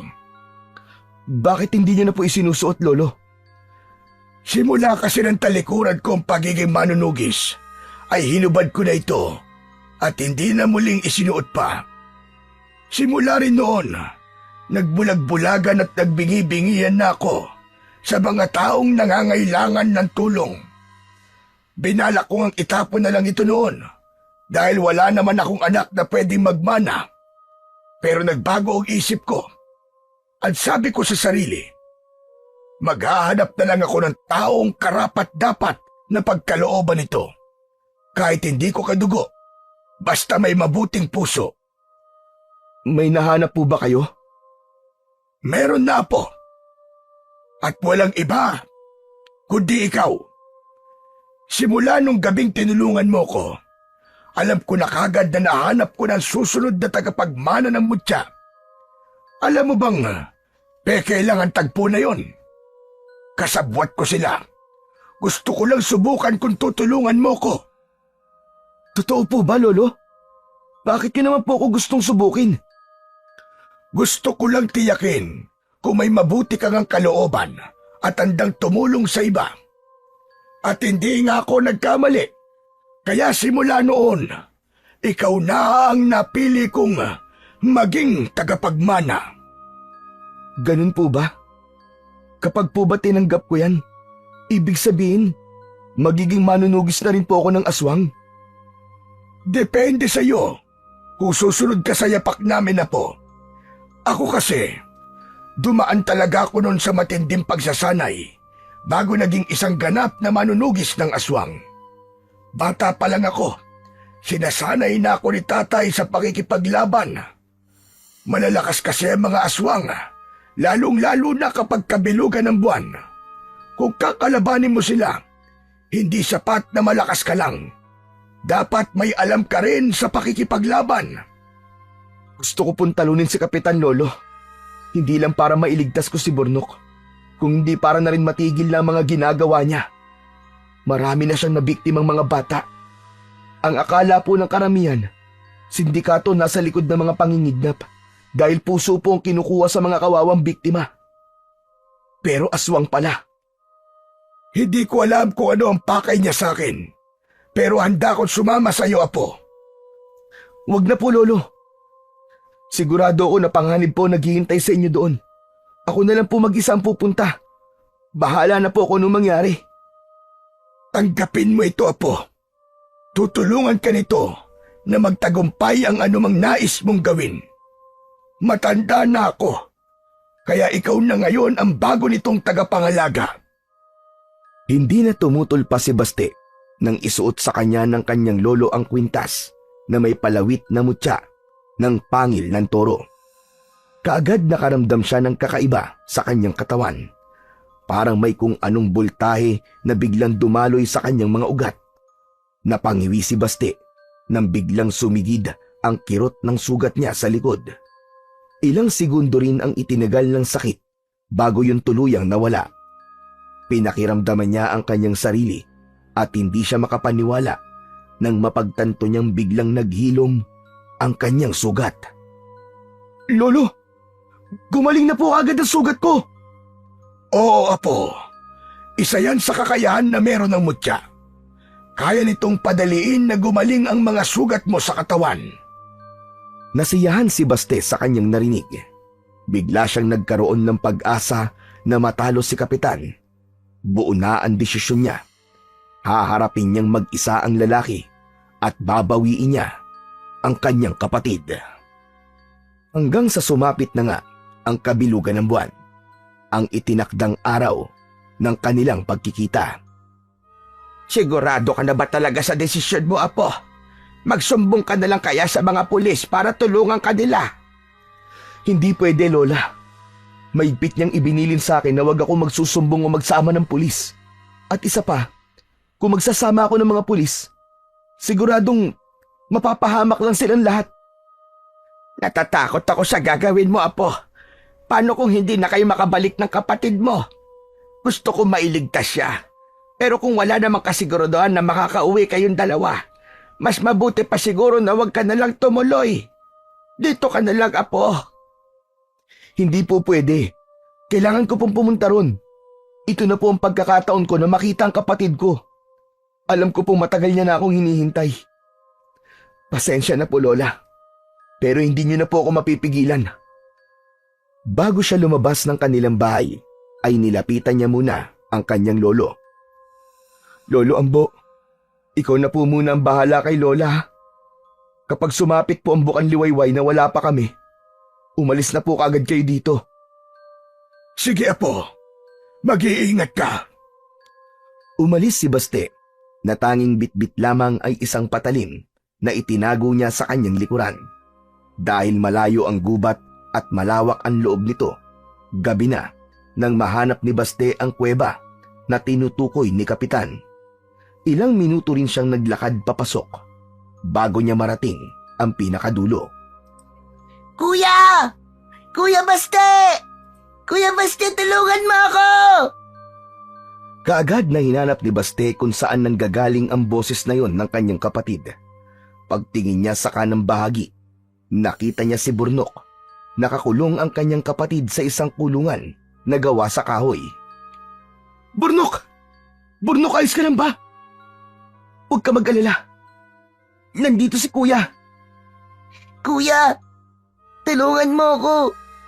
Natatakot ako! Ayoko na rito, kuya! Oo, si Kuya ang bahala sa iyo. Ililigtas kita. Humakbang palapit si Baste. Subalit bago pa man siya tuluyang makalapit, ay humarang sa daan niya ang isang aswang. Napaatras siya at inihanda ang sarili sa gagawin nitong pagsugod. Sumulpot mula sa kung saan si Kapitan at dito tumuon ang atensyon niya. Bakit mag-isa ka lang? Nasaan ang lolo mo? Hindi ba may kasunduan tayo? Nandito ako! Natigilan si Baste matapos niyang marinig ang boses na yon ng kanyang lolo mula sa likuran. Hindi niya inaasahan na sinundan pala siya nito. Mabuti naman at nandito ka. Alam mo na marahil ang dahilan kung bakit kita pinadala rito. Iyan nga ang dahilan kung bakit ako sumama. Gusto kong malaman kung ano ang kailangan mo sa akin. Biglang humalakhak ng malakas si Kapitan at pagkatapos ay tumingin kay Baste. Ano pang hinihintay mo? Kunin mo na ang kapatid mo at lumabas na kayo rito. Tumingin si Baste sa kanyang lolo at nang makita niya itong tumango ay kagad siyang lumapit kay Burnok. Pinakawalan niya ang kapatid mula sa kulungan at binuhat palabas ng kuweba. Malalaki ang mga akbang niya habang tumatakbo palabas. Wala siyang balak na iwan sa loob ang kanyang lolo kasama si Kapitan. Pagdating sa labas, ibinaba niya si Burnok sa isang tagong parte ng gubat.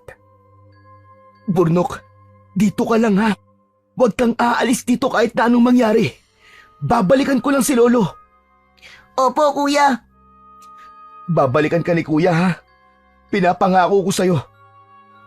Niyakap muna ni Baste ang kanyang kapatid bago niya ito iwan.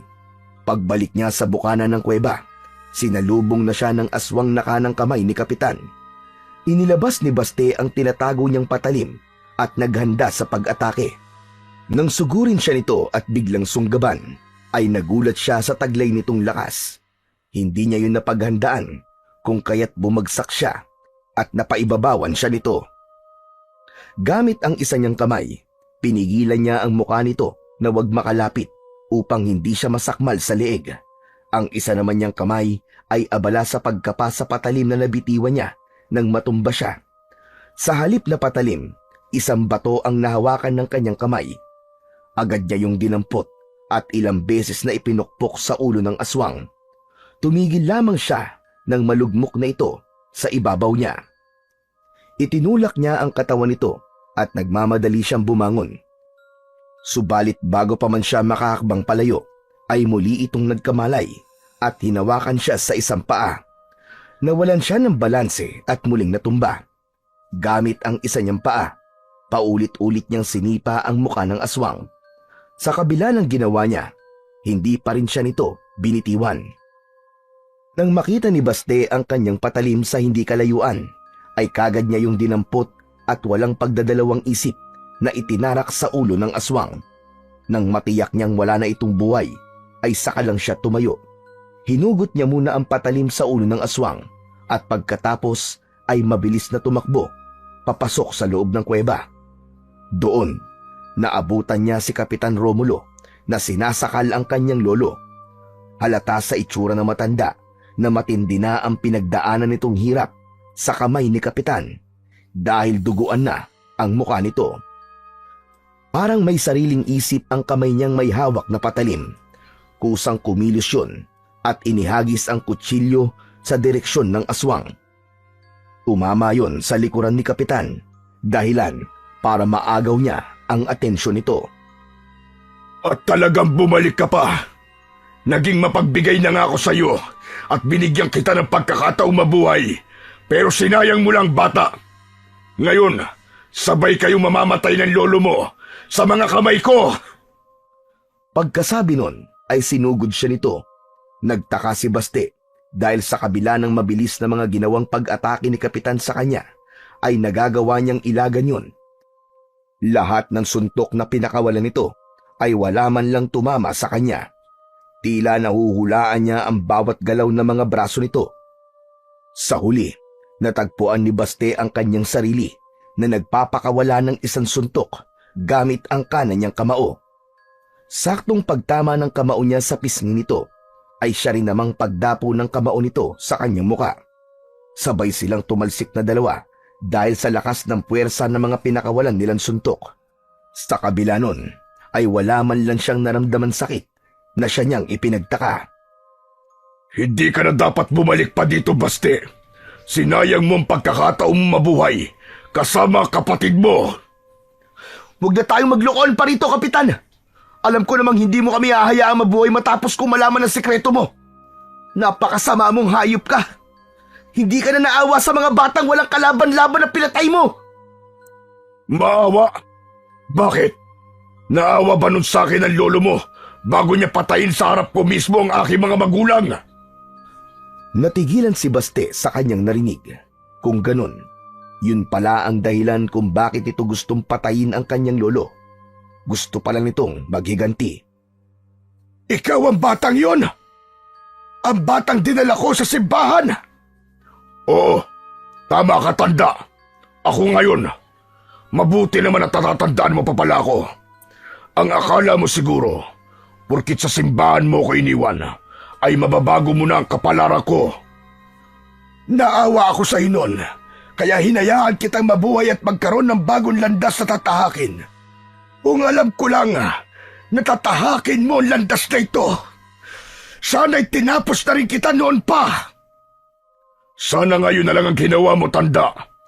Alam mo bang nagbistulang bangungot sa akin na nangyari na yun? Walang gabi na hindi ko napapanaginipan. Kaya nangako ko sa sarili ko na ipaghihiganti ko sila. Alam mo ba kung bakit kumukuha ko ng mga bata at pinapatay? Dahil gusto kong maramdaman ng mga magulang nila ang sakit na naramdaman ko noong nawalan ako ng mga magulang. Dahil sa mga pinagagagawa mo, pinatunayan mo lang lalo na dapat lang talaga na alisin sa mundo mga katulad nyo. Kung may dapat mang sisihin dito, Yun ay walang iba kundi ang lolo mo. Siya ang punot dulo ng lahat. Kung hindi niya pinatay ang mga magulang ko, hindi sana ako nagkaganito. Tama na! Tama na, Kapitan! Kahit na ano pang sabihin mong hayop ka, hindi na nun mababago ang katotohanan na masama kang tao! Pagbabayaran mo ang lahat! Sa halip na matakot sa sinabi niya, ay humalakhak lang ito.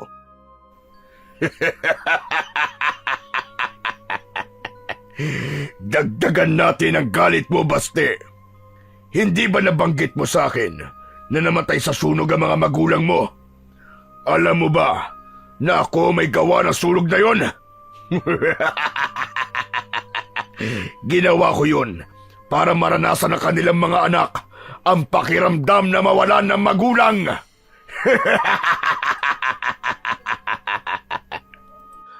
Nanginig ang mga kalamnan ni Baste dahil sa sinabing yun ni Kapitan. Pakiramdam niya ay umuusok ang ilong niya sa tindi ng galit na kanyang nararamdaman. Napakasama mo! Demonyo ka! Nagsisisi na ako na minsan ako naniwala na mabuti kang tao! Sisihin mo ang lolo mo. Siya ang may kasalanan kung bakit ako nagkaganito. Tumahimik ka! Pagbabayaran mo ang lahat na kasama ang ginawa mo! Hindi ako papayag na makalabas ka ng buhay sa gubat na to! Tignan natin kung sino ang hindi makakalabas ng buhay dito. Pagkasabi nun, ay biglang nagpalit ng anyo si Kapitan sa harapan ni Baste. Naging isa tong nakakatakot na nilalang. Naging kulay itim ang balat nito. Nagkaroon ng mahahabang mga kuko, nakausli at matutulis na mga ngipin mula sa bibig. Humaba rin at naging kulay puti ang buhok nito at kulay pula naman ang mga mata na animoy nagbabaga sa dilim. Ibang-iba ang itsura nito sa karaniwang aswang na alam niya. Pagkatapos nitong magpalit ng anyo, binalingan nito ang kanyang lolo. Muling hinawakan sa leeg at pagkatapos ay ibinalibag. Naging maagap naman si Baste sa pagsalo sa katawan ng kanyang lolo upang hindi ito tumama sa matigas na dingding ng kuweba. Ganun pa man, nasaktan pa rin ang matanda at sumuka ng dugo. Mag-iingat ka sa kanya, Apo. Isa siyang gabunan. Higit siyang malakas kumpara sa mga karaniwang aswang.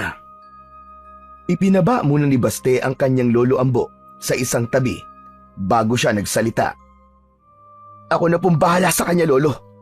Kung kaya na po ng katawan nyo, tumakas na po kayo habang may panahon pa. Nasa labas lang po si Burnok. Isama niyo po siya. Hindi, Apo.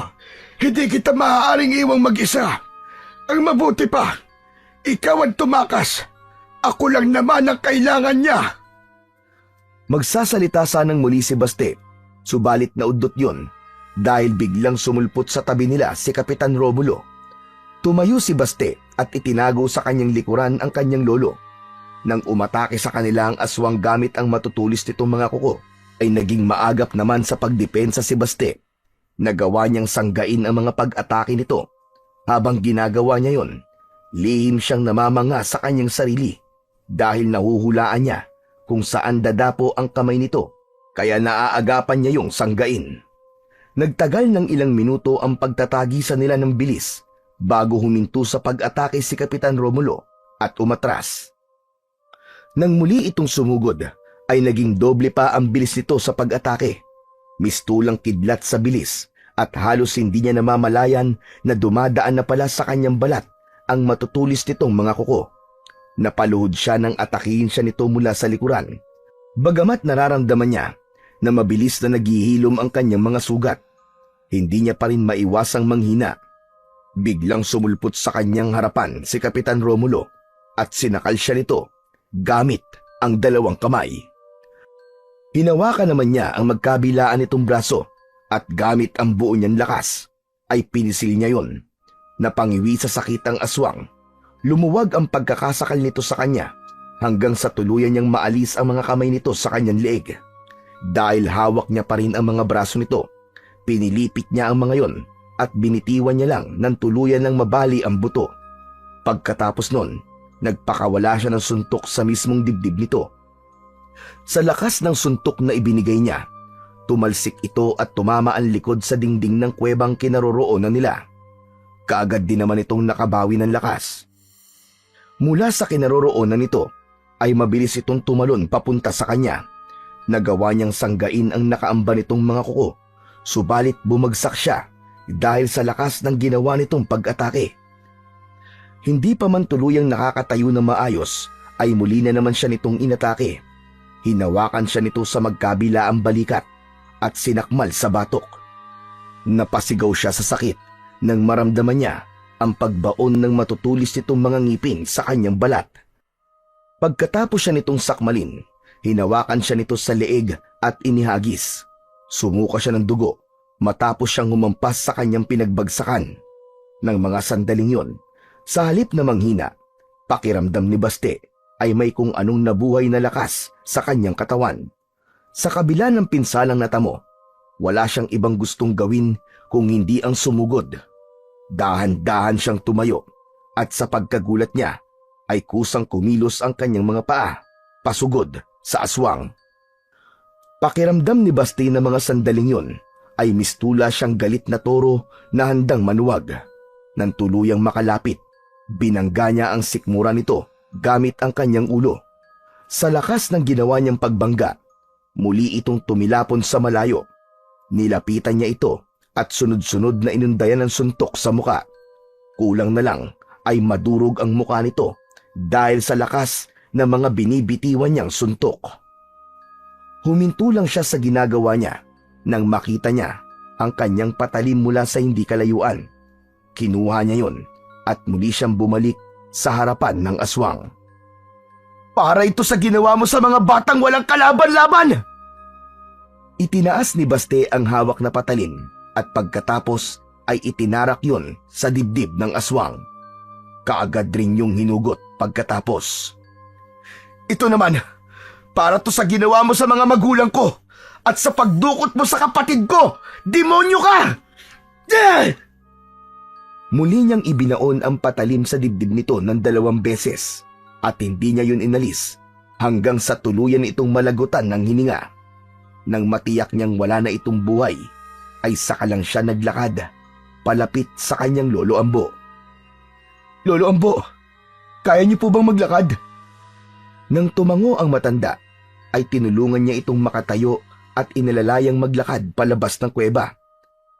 Agad nilang tinungo ang kinaroroonan ni Burnok at kagad siya nitong niyakap nang makita siya. Uuwi na ba tayo, kuya? Gusto ko na pong umuwi. Gusto ko na pong makita si Lola. Oo, Burnok. Uuwi na tayo. Makakauwi ka na. Magkakasama-sama na tayo ulit. Binuhat ni Baste ang kanyang kapatid at nagsimula na silang maglakad palabas ng gubat. Bakit pala kasama mo si Lolo, kuya? Siya yung pulubing tinulungan mo noon, di ba? Mahabang kwento, Burnok. Saka ko na lang ikikwento sa'yo. Ang mahalaga ngayon, ligtas ka na. Siguradong matutuwa si Lola kapag nakita ka niya. Salamat, kuya. Alam kong darating ka para iligtas ako. Oo naman. Hindi ako papayag na may masamang mangyari sa'yo. Kapatid kita eh. Nang mga sandaling yon, walang paglagyan ng saya si Baste. Masaya siya dahil nailigtas niya ang kanyang kapatid. At higit sa lahat, masaya siya dahil sa wakas ay nagkaroon din ng hustisya ang pagkawala ng kanyang mga magulang. Pagdating nila sa bahay, kagad silang sinalubong ng kanyang lola. Bakas sa mukha ng matanda ang saya nang makita silang tatlo. Burnok! Burnok, apo ko! Salamat naman sa Diyos at ligtas ka. Nakauwi kayong tatlo ng ligtas. Maraming salamat po, Panginoon. Kaagad na kinanlong ng kanyang lola si Burnok. Habang pinagmamasdan ng dalawa, biglang nangilid ang kanyang mga luwa. Lumapit siya sa mga ito at nakiyakap na rin. Makalipas ang 1 linggo, balik eskwela na ulit si Burnok. Katulad ng dati, hatid sundo niya pa rin ang kapatid. Sinasadya niyang umalis ng maaga sa tambakan nang sa ganon ay mauna siyang maghintay sa labas ng eskwelahan nito. Bagamat wala na siyang nababalitaang may nangunguha ng bata, ayaw niya pa ring maging kampante. Isang hapon, habang pauwi, ay may humarang sa kanila na 2 binatilyo. Pamilyar sa kanya ang muka ng mga ito. Kuya Basti, hindi ba sila yung nambubuli nun kay Lolo Ambo? Baka gusto ulit nilang masaktan. Ako nang bahala, Burnok. Mga tol, alam ko na ang totoo. Sinabi na sa akin ni Lolo Ambo. Pasensya na kayo kung may nasaktan man ako sa inyo nun. Isa sa 2 binatilyo ang nagsalita. Humingi rin ng pasensya at sinabing kalimutan na lang nila ang nangyari. Bago umalis ang 2, ay nakipagkamay pa siya sa mga ito. Sayang naman kuya. Akala ko makakakita na naman ako ng bakbakan eh. Tawa si Baste sa sinabing yon ng kanyang kapatid. Ikaw talaga, puro kakalokohan.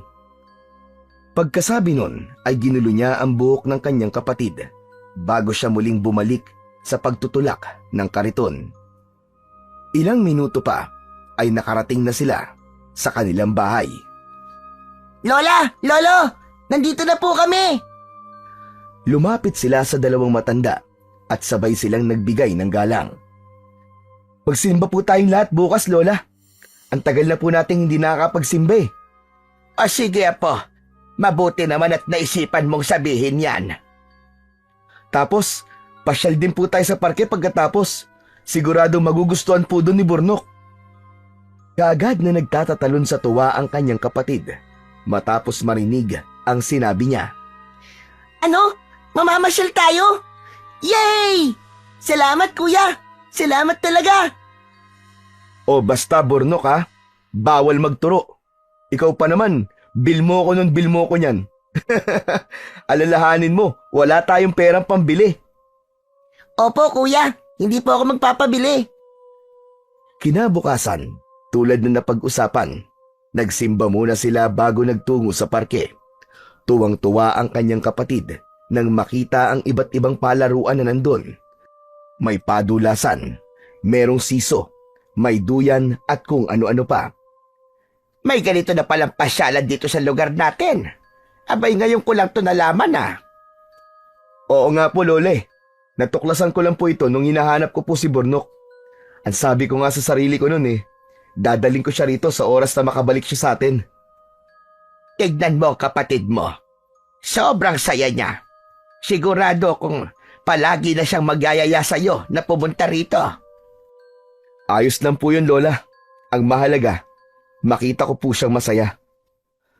Naputol ang pag-uusap nila dahil biglang lumapit sa kanila si Burnok at hinila siya sa isang kamay. Tara kuya! Tara! Walang nagawa si Baste nang hilahin siya nito palapit sa isang padulasan. Sa huli, natagpuan niya ang sarili na nagpapadulas na rin katulad ni Burnok. Marami pa silang sinubukan laro pagkatapos hanggang sasabay silang sumuko ng dahil sa pagod. Gusto mo ba nun, Burnok? Tanong niya kay Burnok nang mapansin niyang pasulyap-sulyap ito sa nagtitinda ng sorbetes. Hindi na po kuya. Bawal ako magturo, di ba? Tig-10 lang naman yan Halika, bili tayo. Sigurado ka kuya? Sa halip na sagutin ang tanong nito, ay hinawakan niya ang isa nitong kamay at hinila. Bakas ang tuwa at pagkatakam sa mukha nito nang iabot ng tindero ang sorbetes. Gusto mo kuya? Sunod-sunod siyang umiling kahit pa natatakam din siya. Lumapit sila sa kinaroroonan ng 2 matanda at naupo sila sa tabi ng mga ito. Nang makita nila na makalat ang gilid ng labi ni Burnok dahil sa kinakain itong sorbetes, ay sabay-sabay silang nagtawanan. Pakiramdam ni Baste, yun na ata ang pinakamasayang araw sa buhay niya. Nang dahil sa isang malupit at madugong pangyayari, kahit papano ay nagpasalamat sa Diyos si Baste dahil nailigtas niya ang kanyang kapatid mula sa bingit ng kamatayan at ganun rin ang kanyang lolo Ambo na hindi niya akalain na totoo pala niyang lolo, na ito pala si Lucio ang madalas na ikwento ng lola niya na akala niyang isa lang kwentong pambata. Nagpapasalamat din siya dahil nabigyan niya ng katarungan ang lahat ng mga batang nabiktima at napatay ng kanilang aswang na kapitan. Ang mga pangyayaring yon ay hindi niya makakalimutan kailanman. Naiwan sa kanyang pangangalaga ang mutya ng pangil ng toro at nangako siya sa kanyang sarili na kapag hiningi muli ng pagkakataon na kailangan niyang gamitin ang mutya, ay walang pagdadalawang isip na gagamitin niya ito kumpara sa ikaliligtas ng mga mahal niya sa buhay at ng lahat ng tao sa kanilang baryo.